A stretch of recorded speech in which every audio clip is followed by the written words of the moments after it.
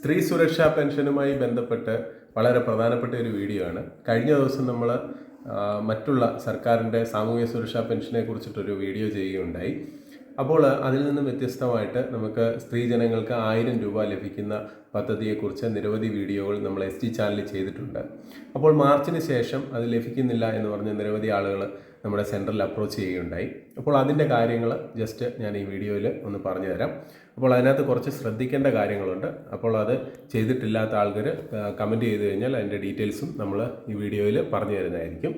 അപ്പോൾ നിങ്ങൾ ശ്രദ്ധിക്കേണ്ട കാര്യം എന്ന് പറഞ്ഞാൽ മാർച്ച് മാസത്തിൽ നമ്മൾ ഇലക്ഷനോടനുബന്ധിച്ച് കാര്യങ്ങൾ നടക്കുന്നതുകൊണ്ട് ഇപ്പോൾ ഏപ്രിൽ മെയ് മാസങ്ങളിലുള്ള കുടിശ്ശിക കിട്ടാനുള്ള ആളുകളുടെ സ്ത്രീ സുരക്ഷാ പെൻഷൻ 1000 രൂപ വെച്ച് കിട്ടുന്നത് ഇപ്പോൾ 25-ാം തീയതി മറ്റുള്ള നമ്മുടെ സാമൂഹ്യ സുരക്ഷാ പെൻഷൻ വരുന്നതിനോടൊപ്പം തന്നെ ഇത് ലഭിക്കും എന്നാണ് അറിയാൻ സാധിച്ചിരിക്കുന്നത്.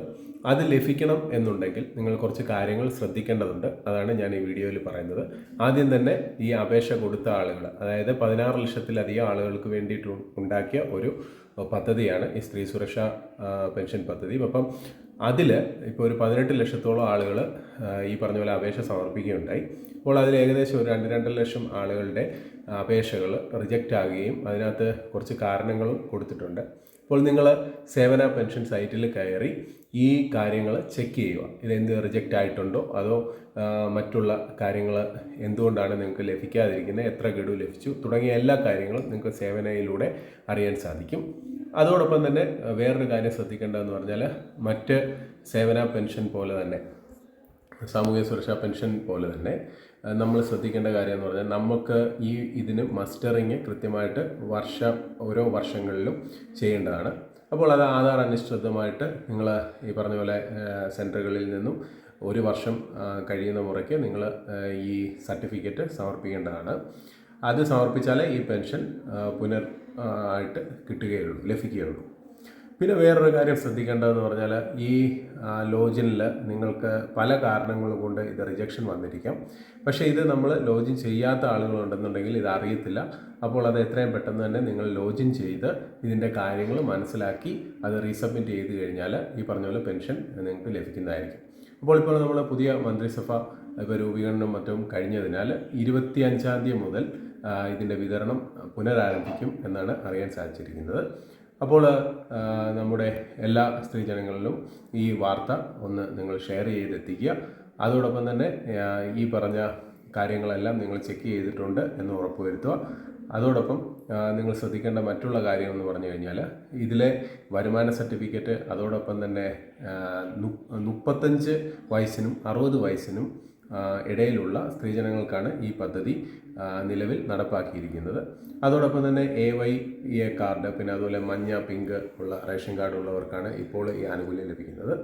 പുതിയ അപേക്ഷകളും നമ്മൾ ഇപ്പോൾ സെൻറ്റർ വഴി നമ്മൾ കൊടുക്കുന്നുണ്ട്. അപ്പോൾ ഇത് അപേക്ഷ നമുക്ക് എപ്പോൾ വേണേലും കൊടുക്കാം.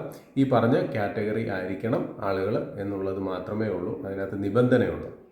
അപ്പോൾ ഒരുപാട് ആളുകൾ ഇത് മറ്റുള്ള ഇപ്പോൾ നീല, വെള്ള തുടങ്ങിയ കാർഡുകളിലുള്ള ആളുകൾ വന്ന് ചോദിക്കുന്നുണ്ട് ഇത് ചെയ്യാൻ പറ്റുമോ. അപ്പോൾ നിലവിൽ അവർക്കായിട്ടുള്ള കാര്യങ്ങൾ വന്നിട്ടില്ല. ഇനി പുതിയ സർക്കാർ വരുമ്പോൾ എന്തെങ്കിലും മാറ്റം കൊണ്ടുവന്നു കഴിഞ്ഞാൽ അത്തരത്തിൽ പുതിയ അപ്ഡേഷൻസുകൾ വരികയാണെങ്കിൽ തീർച്ചയായിട്ടും നമ്മൾ പുതിയ വീഡിയോയിൽ അത് നിങ്ങളെ അറിയിക്കുന്നതായിരിക്കും.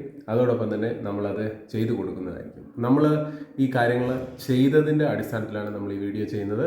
അപ്പോൾ നിങ്ങൾക്ക് ഈ സ്ത്രീ സുരക്ഷാ പെൻഷൻ ലഭിച്ചിട്ടുണ്ടോ നാളിതുവരെ, അതുപോലെ അപേക്ഷ കൊടുത്തിട്ട് കിട്ടാതിരിക്കുന്ന ആളുകളുണ്ടെങ്കിൽ തീർച്ചയായിട്ടും ഇതിലൊന്ന് കമൻറ്റ് ചെയ്ത് കഴിഞ്ഞാൽ അവരെ നമുക്ക് സഹായിക്കാവുന്നതാണ്.